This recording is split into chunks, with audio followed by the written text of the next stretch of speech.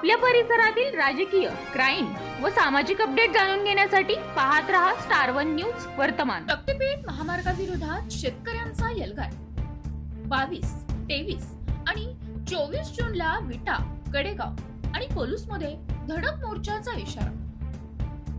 सांगली जिल्ह्यातील शक्तीपीठ महामार्ग विरोधातील आंदोलन आता निर्णायक टप्प्यात पोहोचले असून बाधित शेतकरी अधिक आक्रमक होताना दिसत आहेत।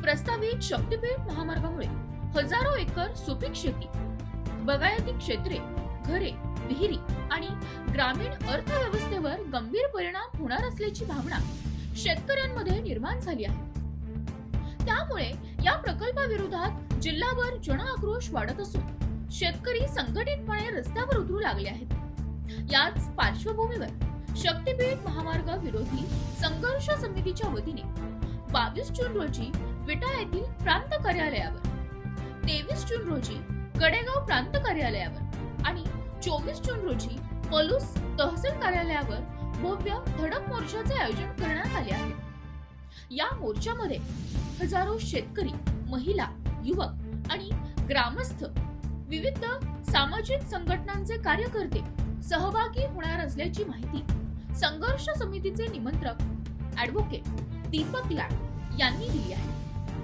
सध्या गावोगावी बैठका, जनजागृती मोहिमा आणि शेतकरी संपर्क अभियान राबवून या आंदोलनाची व्यापक तयारी सुरू आहे।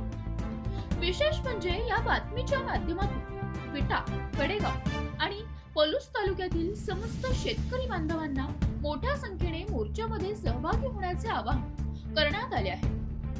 हा केवळ जमिनीचा नव्हे तर पुढील पिढ्यांच्या भविष्याचा लढा असल्याचे आंदोलनकर्त्यांचे म्हणणे आहे। शासनाने शेतकऱ्यांच्या भावना समजून घेत शक्तीपीठ महामार्गाचा प्रस्ताव तात्काळ रद्द करावा, अन्यथा आंदोलन आणखी तीव्र करण्यात येईल असाही इशारा संघर्ष समितीने दिलाय।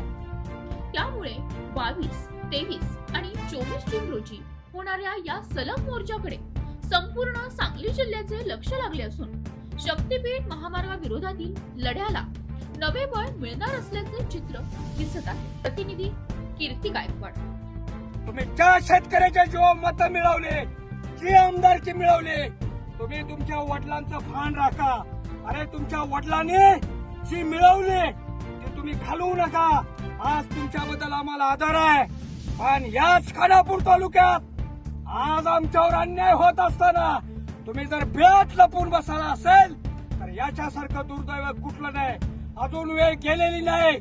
शेतकऱ्याच्या बाजूने तुम्ही बाहेर या आणि जनमत बघा आणि आमच्या लढाईत सामील व्हा, अन्यथा तुम्हाला तुमची किंमत मोजावी लागेल। एवढंच तुम्हाला सांगतो।